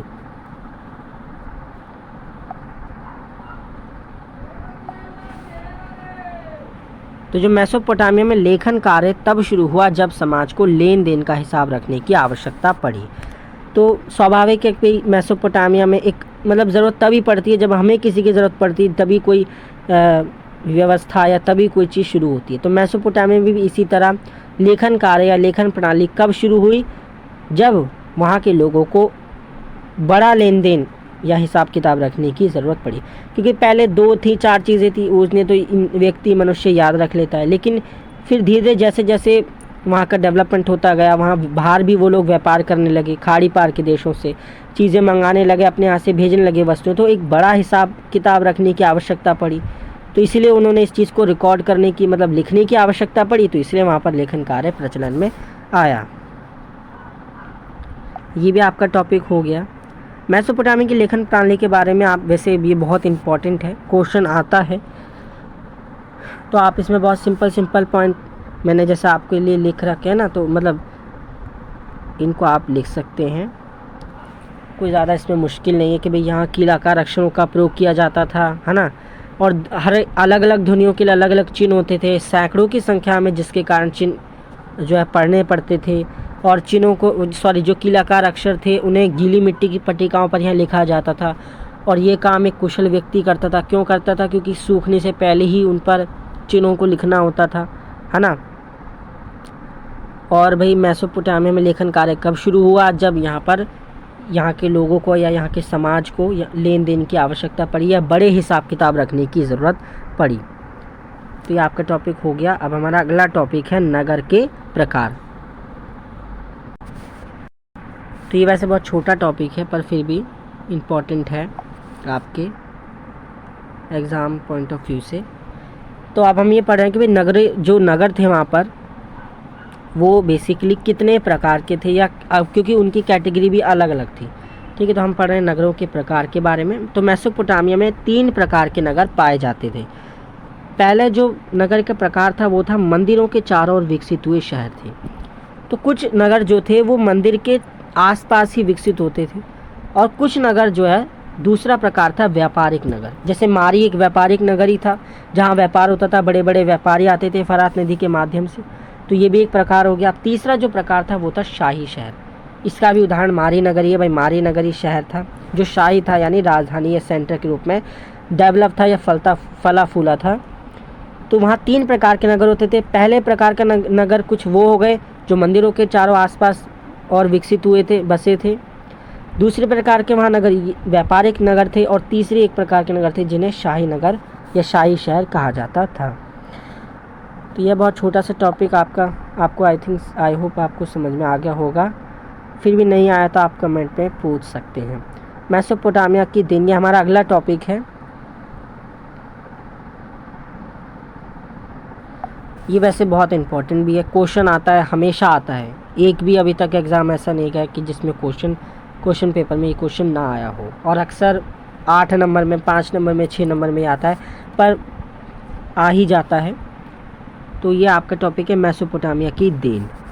सबसे पहले अब देन का मतलब है कि मेसोपोटामिया से हमें क्या क्या मिला, या पूरे विश्व को क्या क्या मिला, है ना। तो मेसोपोटामिया में जो हमारी काल गणना है, यानी जो समय की कैलकुलेशन है, वो हमें मेसोपोटामिया से ही मिली। जो गणित की विद्वतापूर्ण परंपरा है, या जो गणित है, वो उसकी जानकारी भी हमें मेसोपोटामिया से ही मिली। ये भी मेसोपोटामिया की देन है, क्योंकि यहाँ के जो लोग थे, अब पट्टिकाएँ मिली हैं, लोगों की जानकारी मिली, तो इससे पता चलता है यहाँ के लोग थे वो भाग, गुणा, वर्गमूल, चक्रवृद्धि ब्याज। आज कई लोग चक्रवृद्धि ब्याज को जानते भी नहीं होंगे, है ना, क्या होता है। पर आप अपने घर में बड़ों से पूछेंगे, शायद उन्हें पता हो चक्रवृद्धि ब्याज। तो उस समय आज से भी 2-2.5 हज़ार साल पहले वो लोग इस चीज़ से परिचित थे, वर्गमूल, चक्रवृद्धि ब्याज। तो इससे हमें पता चलता है, मतलब इससे जो है वहाँ की जो पट्टिकाएँ मिली हैं, तो गणित भी मेसोपोटामिया की वहाँ पर देन है, पूरे विश्व को।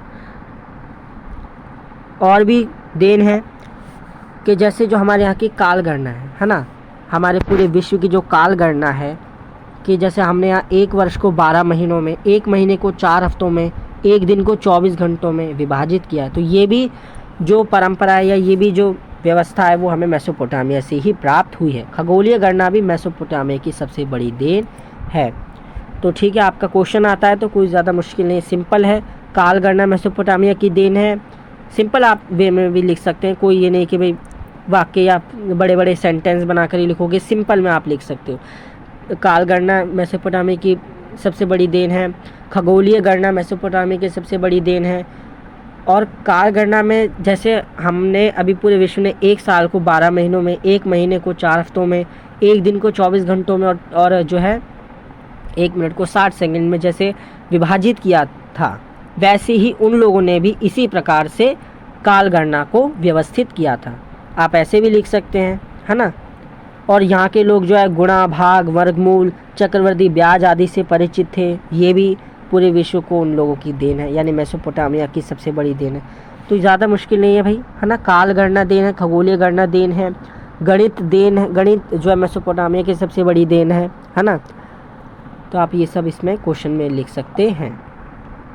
अब आपका नेक्स्ट टॉपिक है शहरीकरण, और ये भी टाइटल बेस सबसे इम्पॉर्टेंट क्वेश्चन है। लेखन कला और शहरी जीवन आपका टाइटल है, तो शहरीकरण आपका सबसे इम्पॉर्टेंट क्वेश्चन या टॉपिक बन जाता है।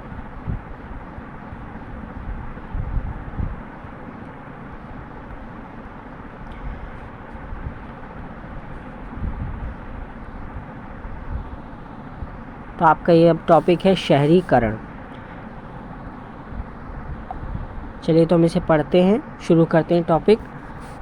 तो जो शहर और नगर थे वो बड़ी संख्या में केवल लोगों के रहने के स्थान ही नहीं होते थे, बल्कि जब किसी अर्थव्यवस्था में खाद्य उत्पादन के अतिरिक्त अन्य आर्थिक गतिविधियां विकसित होने लगती हैं, तब किसी एक स्थान पर जनसंख्या बढ़ती है और उसके फलस्वरूप कस्बे बसने लगते हैं। तो जो वहाँ के शहर थे या नगर थे वो बड़ी संख्या में केवल लोगों के रहने के ही स्थान नहीं होते थे, बल्कि इसमें बताया गया कि जब अर्थव्यवस्था में खाद्य उत्पादन यानी जब खाने पीने के लिए या उससे अतिरिक्त उससे अलग जो आर्थिक इकोनॉमिकल एक्टिविटीज़ की जाती हैं या वो विकसित होने लगती हैं, तो वहाँ पर एक स्थान पर जो है जनसंख्या बढ़ती है और उसके फलस्वरूप कस्बे बसने लगते हैं। अब इसको आप इस तरह से समझ सकते हैं, क्योंकि आपको शायद ये समझ में ना आए, पर आपको इस उदाहरण से अच्छे से समझ में आएगा कि जैसे हमारा अब अपने यहाँ पर नोएडा शहर है, तो आज से 40 साल पहले 50 साल पहले वो बिल्कुल बंजर था, वहाँ कुछ भी नहीं था। लेकिन जैसे जैसे वहाँ सरकार ने नए नए उद्योग लगाए, प्रोजेक्ट्स लगाए, तो वहाँ कर्मचारी जो आए अब वो वहीं रहने लग गए। फिर सरकार ने उनके वहाँ रहने की भी व्यवस्था कर दी, तो वो वहीं रहने लग गए। तो उसी प्रकार से जब एक नगर बसता कैसे, इसमें ये बेसिकली ये बताया गया कि जब आर्थिक गतिविधियाँ होने लगती हैं, है ना, जब काम धंधा वहाँ उद्योग लगने लगते हैं, तो अब जब उद्योग लगेंगे वहाँ कर्मचारी रहेंगे, तो कर्मचारी फिर रहेंगे भी कहीं, तो वहीं बसने लग जाते हैं, तो जनसंख्या बढ़ जाती है। जब जनसंख्या बढ़ जाती है तो उसी के फलस्वरूप जो है कस्बे बसने लगते हैं। अब आज एक नोएडा बहुत बड़ा शहर है ना, और उसके कई सारे सेक्टर हैं, और आज आपको शायद वहाँ जो है आपको वहाँ की भूमि खाली भी ना मिले। एक समय था जब पूरी उजाड़ भूमि थी, पूरी बंजर भूमि थी, पर आज ऐसा नहीं है।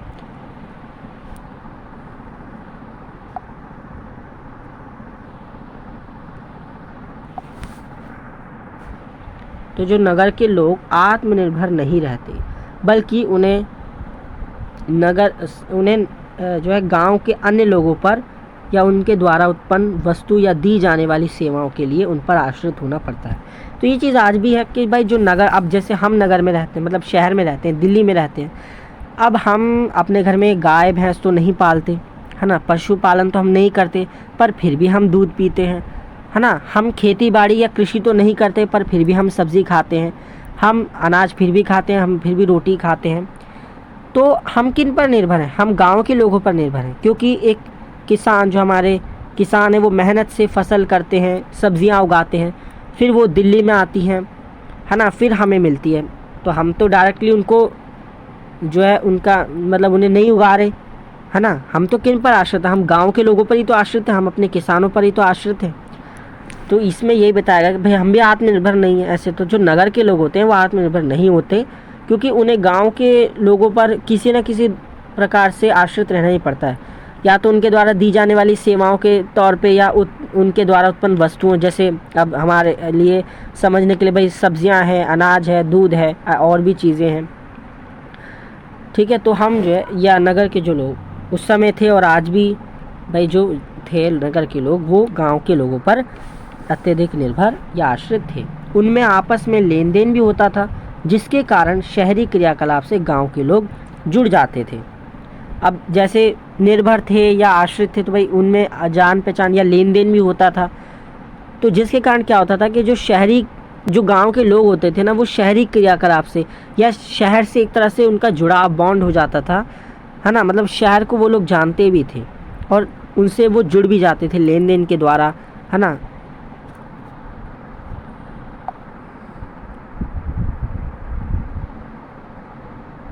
आई होप गाइस आपको ये भी समझ में आ गया होगा स्टूडेंट्स।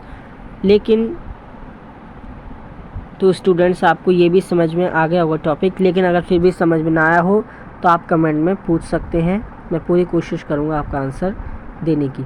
अब अगला टॉपिक है आपका नगरों में माल की आवाजाही।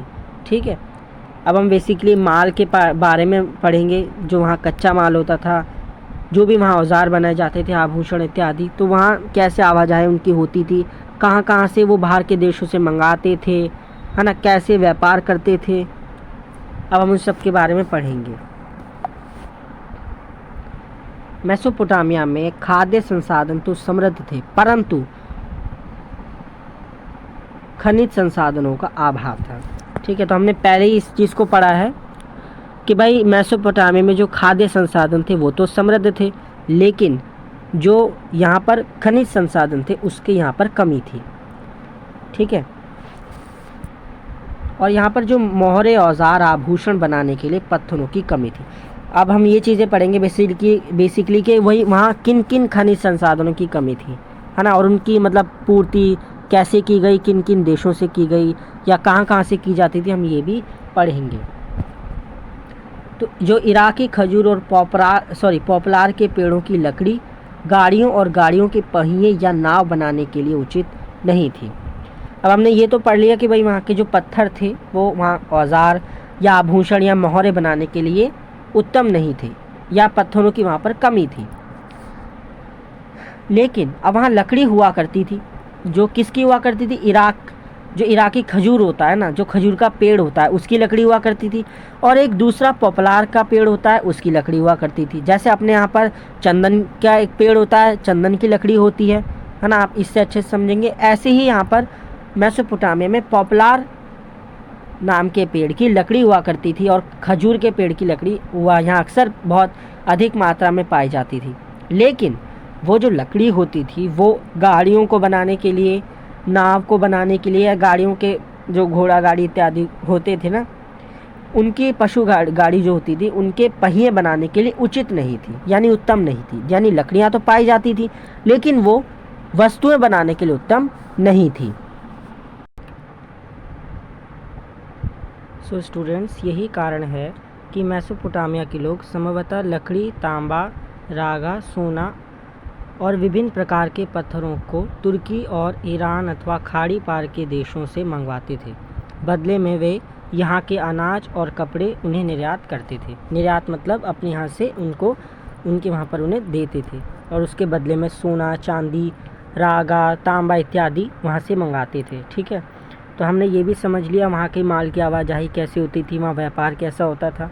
अब चूँकि वहाँ हमने पढ़ा है कि वहाँ खनिज संसाधन की कमी थी, तो वो खाड़ी पार के देशों से, तुर्की से, ईरान आदि से मंगाते थे, और बदले में उन्हें अनाज और कपड़े निर्यात करते थे, यानी जो है भेजते थे। तो चलिए अब हम आगे बढ़ते हैं।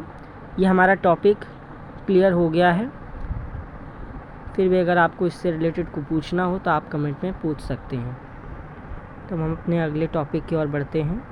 तो हमारा अगला टॉपिक है मेसोपोटामिया के मंदिरों की संरचना।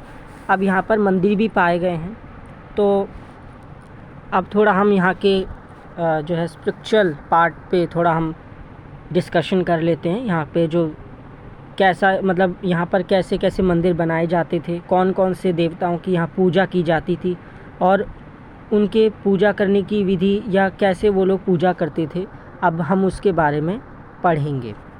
तो चलिए शुरू करते हैं। प्रारंभ में मेसोपोटामिया में जो मंदिर थे वो घरों की तरह ही साधारण होते थे, क्योंकि मंदिर भी किसी देवता का घर ही होता है। क्योंकि तो क्या होता था कि जो शुरू में जब ये सभ्यता बसी, तो प्रारंभ में क्या होता था, मतलब शुरू में मेसोपोटामिया में जो मंदिर बनाए जाते थे वो घरों की तरह साधारण रूप से ही बनाए जाते थे। जैसे आज के समय में ले लीजिए, बहुत मंदिर विशाल होते हैं, बड़े होते हैं, है ना, बीच में आंगन होता है, कई सारे मंदिर में कमरे होते हैं, है ना। लेकिन उस समय ऐसा नहीं था। प्रारंभ में यानी शुरुआती समय में जो मेसोपोटामिया में मंदिरों का निर्माण किया जाता था तो वो बहुत साधारण बनाए जाते थे, बहुत ज़्यादा विशाल नहीं होते थे, बहुत ज़्यादा भव्य नहीं होते थे, छोटे होते थे और घर की तरह ही होते थे। क्योंकि उनका मानना था कि मंदिर भी किसी देवता का घर ही होता है, तो उसे घर की तरह साधारण रूप से ही उसका निर्माण किया जाए। अब दूसरा पॉइंट है कि यहाँ के लोग मुख्य रूप से और जो चंद्रमा और इन्नना, प्रेम व युद्ध की देवी की पूजा करते थे।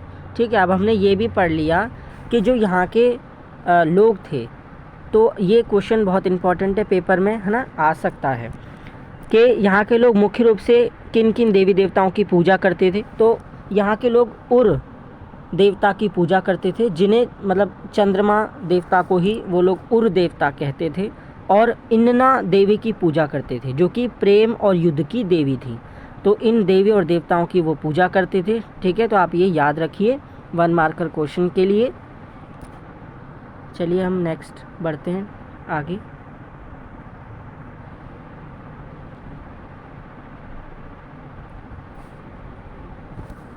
अब ये आपका जो मंदिर वो थे, जो वो कच्ची ईंटों से बनाए जाते थे।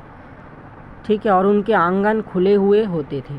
फिर जैसे जैसे समय आगे बढ़ता गया, अभी हमने फर्स्ट पॉइंट में इसके पढ़ा था पहले कि जो मंदिर शुरुआत में बहुत छोटे बनाए जाते थे, बहुत साधारण घरों की तरह ही बनाए जाते थे, ना ज़्यादा विशाल भव्य नहीं बनाए जाते थे। लेकिन जैसे जैसे समय आगे बढ़ा, जैसे जैसे समय बीता, तो मंदिर जो है वो फिर थोड़े बड़े बनाए जाने लगे। उनमें फिर एक आंगन भी बनाया जाने लगा, पर आंगन जो है खुला हुआ होता था। जैसे आंगन अगर छत से पाट वाट दिया जाए तो ऐसा नहीं था, आंगन अगर बनाया भी जाता था तो उसे खुला ही रखा जाता था। ठीक है, परंतु समय के साथ मंदिर बड़े होते गए और उनके आंगन में चारों ओर कमरों का निर्माण होने लगा। अभी तक हमने यही पढ़ा, पहले जो मंदिर होते थे वो बिल्कुल घर की तरह साधारण हुआ करते थे। फिर धीरे धीरे समय बीता तो वहाँ के लोग मंदिरों में आंगन भी बनाने लगे, पर खुले हुए आंगन होते थे। और जब समय बीता, समय के साथ और समय जब आगे बढ़ा, तो फिर मंदिर छोटे से और साधारण से बड़े होते गए, भव्य होते गए, विशाल होते गए। और जो उनके आंगन खुले हुए थे, ज़्यादा उसमें कोई कंस्ट्रक्शन रचनाएं नहीं की गई थी, फिर वो भी आगे कंस्ट्रक्शन होने लगे। और जो वहाँ के आंगन थे, ठीक है, वो अब खुले नहीं रह गए, और उन आंगनों में जो है चारों ओर कमरों का निर्माण किया जाने लगा। कहने का सीधा मतलब है कि समय के साथ मंदिर बड़े होते गए, विशाल और भव्य होते गए, और उनके आंगनों में चारों ओर कमरों का निर्माण होने लगा। अब एक मंदिर की जो खासियत थी वो क्या थी, ये पेपर के 1 मार्कर क्वेश्चन से भी आ सकता है, पर आप वैसे भी लिख सकते हैं। क्वेश्चन अगर आए ना, तो अगर मतलब क्वेश्चन आए कि भाई वहाँ के मेसोपोटामिया के मंदिरों का वर्णन कीजिए या उनके बारे में लिखिए, तो आप उसमें ये पॉइंट डालेंगे, आपके लिए मतलब ये पॉइंट उसमें डालने के लिए बहुत अच्छा है। और ये मंदिर की विशेषता है, मेसोपोटामिया के मंदिरों की ये विशेषता है। ठीक है, तो आप इसे याद रखिए, अच्छे से समझिए कि मंदिर की जो बाहरी दीवारें थी वो कुछ खास अंतरालों के बाद, अंतराल का मतलब होता है एक खास गैप के बाद, यानी थोड़े थोड़े गैप्स पे वो भीतर और बाहर की ओर, यानी अंदर और बाहर की ओर मुड़ी हुई थी। ठीक है, जो वहाँ की मेसोपोटामिया की जो मंदिरों की दीवारें थी वो कुछ खास अंतरालों पे, यानी कुछ खास गैप्स पे वो भीतर और बाहर की ओर, यानी अंदर और बाहर की ओर मुड़ी हुई थी। तो ये वहाँ के मंदिरों की विशेषता थी। तो आपको ये याद रखना है, अच्छे से समझना है। ठीक है, तो चलिए अब हम आगे बढ़ते हैं। तो हम हमारा ये नेक्स्ट पॉइंट है। हाँ, अब हम ये देखेंगे, पढ़ेंगे कि भाई यहाँ के जो लोग, हमने ये भी देख लिया मंदिर कैसे होते थे, समय के साथ मंदिर विशाल भव्य होते गए, ये भी हमने पढ़ लिया। वहाँ के लोग जो है उर देवता की पूजा करते थे, है ना, यानी चंद्रमा देवता की, जिन्हें वो लोग उर कहते थे, उनकी पूजा करते थे। इन्ना देवी की पूजा करते थे जो प्रेम व युद्ध की देवी थी। अब हम पढ़ेंगे कि वो लोग जो देवी देवताओं को क्या मतलब किन चीज़ों का भोग लगाते थे, यानी क्या चीज़ उनको अर्पित किया करते थे। ठीक है, तो चलिए हम पढ़ते हैं। यहाँ के लोग देवी देवताओं के लिए अन्न मछली, ये अन्न नहीं है, अन्न है, मछली और दही लाते थे। तो जो वहाँ के लोग बेसिकली क्या होता था कि वहाँ के जो लोग थे मेसोपोटामिया के, वो अपने देवी देवताओं को उर और इन्ना जो देवी देवता की वो पूजा करते थे, उन्हें उनके जो है उनको पूजते थे। तो वो उनको जो है अन्न यानी अनाज, मछली और दही अर्पित किया करते थे। ठीक है, क्योंकि वहाँ पर अवशेष भी मिले हैं मंदिरों में, और सूची भी मैंने जैसे हमने पहले भी पढ़ा था कि वहाँ पर एक 3000 आई थिंक, हाँ 3000 सूचियाँ मिली हैं, 3000 या 5000 सूचियाँ मिली हैं, और वो भी पट्टिकाओं पट्टिकाओं पर, मिट्टी की जो पट्टिकाएँ होती हैं ना, उन पर लिखी हुई मिली हैं। तो उसमें अनाज की सूचियाँ मिली हैं, मछली और दही इत्यादि की सूचियाँ मिली है कि भाई इतना मंदिर में जो है चढ़ावे के रूप में या अर्पित लोगों ने किया है। ठीक है। तो उससे भी इतिहासकार या जो उत्खनन करता है वो इसका अनुमान लगाते हैं और पता लगाते हैं। ठीक है, इसकी मतलब ये भी एक सोर्स है जिससे हमें ये बात पता चली है। और वहाँ पर खुदाई के समय जो है ज़मीन के नीचे मछलियों के कांटे इत्यादि, अनाज के जले हुए दाने वगैरह मिले, तो उनसे भी हमें ये जानकारी मिलती है। वहाँ के जो लोग थे मेसोपोटामिया के, वो अपने आराध्य देव को खेतों, मत्स्य क्षेत्र और पशुधन का स्वामी मानते थे। तो आज भी होता है ये, आज भी हमारे यहाँ भारत में बैसाखी मनाई जाती है अपने यहाँ पर, है ना। बैसाखी मनाई जाती है, हम होली मनाते हैं, जो लोहड़ी भी हम मनाते हैं। तो है ना, जो हमारे जो भारत के पंजाबी लोग हैं वो लोहड़ी भी मनाते हैं। तो और भी जैसे हम होली मनाते हैं, बैसाखी मनाई जाती है, और भी बहुत सारे त्यौहार मनाए जाते हैं। तो वो क्या होता है, वो जो है अपनी खेती, मतलब जब फसल हो जाती है उसको हम भगवान को अर्पित करते हैं, है ना। तो उसको मतलब अग्नि के द्वारा हम भगवान को अर्पित करते हैं कि भाई हमारी पहली फसल है तो हम उन्हें ही अर्पित करेंगे। तो ऐसे ही उस समय था कि जो मेसोपोटामिया के लोग थे वो अपने आराध्य देव को खेतों, मत्स्य क्षेत्र और पशुधन का स्वामी मानते थे। क्योंकि आज जो वहाँ के फसलें होती थी, खेत बाड़ी होती थी, तो वो ये मानते थे कि भाई इसके स्वामी हमारे जो देवी देवता को हम पूजते हैं, जिनकी हम आराधना करते हैं, वो हैं। तो अपने पहली फसल का जो है पहला अनाज वो उन्हें अर्पित किया करते थे। मत्स्य क्षेत्र यानी जहाँ से वो मत्स्य क्षेत्र, जहाँ से वो मछली पकड़ा करते थे, है ना। उस समय वो मछली मतलब पकड़े अभी भी जाती हैं, लेकिन उस समय वो उसका व्यापार करते थे या अपने लिए खाने में इस्तेमाल के लिए या अर्पित करने के लिए। तो वो जो मत्स्य क्षेत्र होता था उसका भी वो स्वामी मानते हैं। और पशुधन यानी जो अपने घरों में वो पशुओं को पालते थे, उनका भी वो स्वामी मानते थे कि भाई जो भी हमारे पशु हैं वो उन्हीं की उस पर हैं, और मतलब उन्हीं की कृपा से ये जीवित हैं या स्वस्थ हैं। तो भाई उनसे वो कामना भी करते थे, जब कोई उदाहरण के लिए जब कोई पशु बीमार हो गया, है ना, तो वो उनसे अपने आराधना करते थे कि भी हमारे पशुओं को आप स्वस्थ रखें। तो वो जो है इन तीनों चीज़ों का स्वामी अपने आराध्य देव को, जिनकी वो आराधना करते थे, जिनकी वो पूजा करते थे, उसे मानते थे। यहाँ के लोग तेल निकालना, अनाज पीसना, सूत काटना, ये सूत है, सूत मतलब जो खादी होती है, खादी होती है जो रुई बनाई जाती है, सूत काटना और उन्हीं कपड़ों को बुनना, ये बुनना है, आदि कार्य मंदिरों के पास ही करते थे। ठीक है। तो अब जो वहाँ के लोग थे वो जो तेल निकालना, जो बड़े बड़े काम होते थे, मतलब तेल निकालना ऐसा नहीं कि भाई एक दो जने मिलके तेल निकालें, एक बड़े लेवल पे, जैसे आज तो मशीनों से होता है काम, मतलब उस समय कोलू से अगर पेला करते थे लोग तो भाई बहुत सारे 8-10 लोग मिलके, तो वो मंदिरों के आसपास ही तेल निकालते थे, अनाज पीसते थे। जो सूत काटते थे लोग वो भी मंदिरों के आसपास ही कार्य किया करते थे।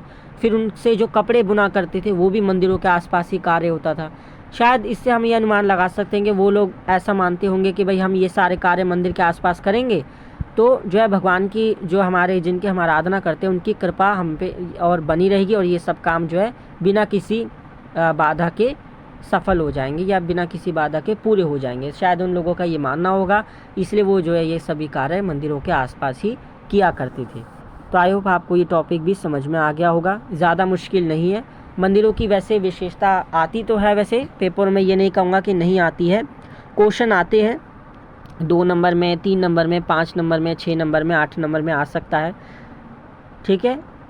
और तो आपको इसमें सिंपल पॉइंट्स ही लिख देने हैं। इसमें यही जैसे अगर क्वेश्चन आता है मंदिरों की विशेषता बताइए, मंदिरों का वो कैसे निर्माण करते थे, उनके वर्णन कीजिए मंदिरों का, तो आप इसमें यही बता सकते हैं कि भाई मंदिर शुरू में ज़्यादा भव्य विशाल नहीं हुआ करते थे, घर की तरह साधारण ही हुआ करते थे। समय के साथ फिर मंदिर बड़े होने लग गए, उनमें आंगन जो उनका निर्माण होने लगा, खुले आंगन होते थे। फिर और समय बीता तो फिर उन आंगनों में चारों ओर कमरे बनाए जाने लगे, मंदिर जो है विशाल भव्य होते गए। और मंदिरों की एक विशेषता होती थी कि भाई जो वहाँ की बाहरी दीवारें थी, है ना, यानी एक्सटर्नल वॉल होती है, जो बाहरी दीवारें थी वो कुछ खास अंतरालों पे जो है अंदर और बाहर की ओर मुड़ी हुई होती थी। तो ये मंदिर की विशेषता हो गई। वहाँ के लोग जो है उर या अर्थात चंद्रमा और इन्ना यानी प्रेम व युद्ध की देवी की पूजा किया करते थे। उन्हें वो लोग मछली, दही, अन्न, अनाज अर्पित किया करते थे, है ना। वहाँ के लोग जो है अपने खेतों और पशुधन के स्वामी मानते थे अपने आराध्य देव को। और वहाँ के जो लोग तेल निकालना, अनाज पीसना आदि कार्य मंदिरों के आसपास ही किया करते थे। तो आप ये सारे पॉइंट्स इसमें लिख सकते हैं अगर एक आधी पॉइंट्स छूट जाए। वैसे क्वेश्चन के ऊपर डिपेंड करता है कि क्वेश्चन कितने नंबर का आता है। वैसे कोई ज़्यादा कॉम्प्लिकेटेड लैंग्वेज में नहीं लिखा गए हैं पॉइंट्स, है ना, आसान भाषा में लिखेगा, आप इन्हें समझेंगे, याद करेंगे तो आप आसानी से पेपर में लिख पाएंगे। तो चलिए हम नेक्स्ट टॉपिक की ओर चलते हैं। एक सेकेंड, हाँ, अब हमारा नेक्स्ट टॉपिक है परिवहन व्यवस्था। ये वैसे ज़्यादा बड़ा टॉपिक नहीं है, एक छोटी सी डेफिनेशन ही है। तो चलिए हम स्टार्ट करते हैं ये टॉपिक, परिवहन व्यवस्था। मेसोपोटामिया में अधिकतर जल मार्ग ही परिवहन व्यवस्था का सबसे अच्छा और सस्ता साधन था।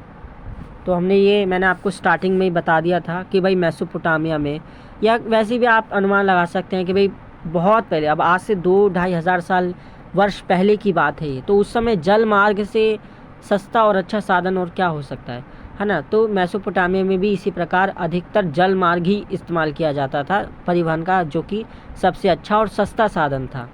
और फरात नदी जो थी वो जल मार्ग के लिए अत्यधिक प्रसिद्ध थी। हमने ये भी पीछे पढ़ा था कि भाई जो फरात नदी थी वो जल मार्ग के लिए प्रसिद्ध थी। बड़े बड़े व्यापारी व्यापार करने फरात नदी के रास्ते ही उसी के माध्यम से मारी नगर में आया करते थे। ठीक है, तो आपका ये भी क्लियर हो गया होगा कि वहाँ परिवहन व्यवस्था कैसी थी, कौन सा साधन वहाँ अच्छा था, है ना, सबसे उत्तम और सस्ता साधन था। वैसे 1 मार्कर के लिए इम्पोर्टेंट है, पर इसमें से लॉन्ग क्वेश्चन तो आ नहीं सकता परिवहन व्यवस्था पे, पर हाँ 1 मार्कर के लिए ये बहुत इंपॉर्टेंट है, आपको इसको याद रखना चाहिए और समझना भी चाहिए। तो चलिए अब हम आगे बढ़ते हैं, ये भी आपका टॉपिक क्लियर हो गया होगा। अब आपका नेक्स्ट टॉपिक है मेसोपोटामिया के शासक। वैसे तो हाँ, जो मेसोपोटामिया के शासक हैं अब हम उनके बारे में पढ़ेंगे, क्योंकि अब इतनी बड़ी व्यवस्था, इतनी बड़ी सभ्यता थी, इतनी बड़ी सिविलाइजेशन थी, इतने सारे लोग रहते थे। हमने यहाँ पढ़ा कि भाई यहाँ व्यापार भी होता था, तो कुछ ना कुछ व्यवस्था, कुछ ना कुछ शासन प्रशासन तो यहाँ रहा ही होगा। तो अब हम यहाँ के शासक के बारे में पढ़ेंगे, जो यहाँ के रूलर हुए थे। ठीक है, सबसे पहले अब ये नाम है एक गिलगैमिश। गिलगैमिश एक शासक का नाम था। ठीक है, उरुक नगर का शासक था। अब हमने 3 नगरों के बारे में पढ़ा, उरुक और मारी नगर।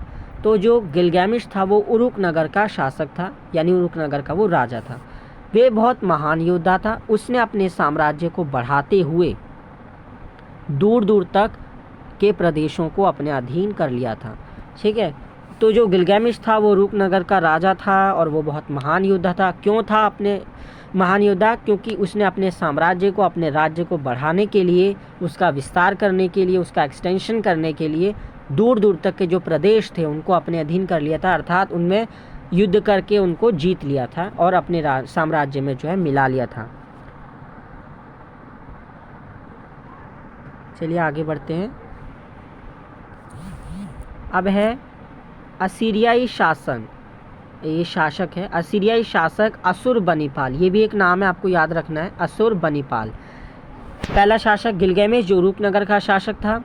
अब ये दूसरा है असीरियाई शासक। ठीक है, असुरबनीपाल शासक का नाम है, जो कि बेबीलोनिया से कई मिट्टी की पट्टिकाएं मंगवाकर निन्वे में एक उसने पुस्तकालय यानी लाइब्रेरी स्थापित की, इस्टेब्लिश की। वैसे ये निन्वे एक जगह है उसी मेसोपोटामिया में।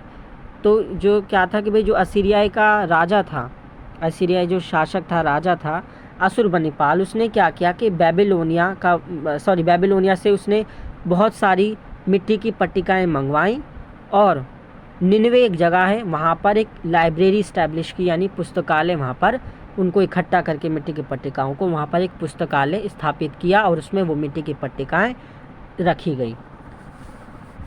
अब ये तीसरा पॉइंट आपका, ये राजा का नाम है, ये भी नेबोपोलासर एक राजा का नाम है, जिसने 625 ईसा पूर्व में यानी बेबीलोनिया को असीरियाई आधिपत्य से मुक्त कराया तथा वे बेबीलोनिया का शासक बना।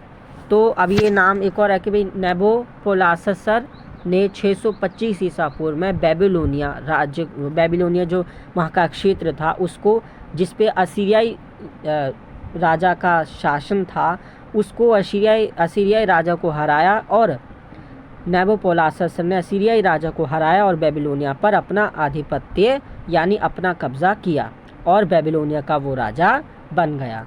तो अब हमने उनके शासकों के बारे में भी पढ़ लिया।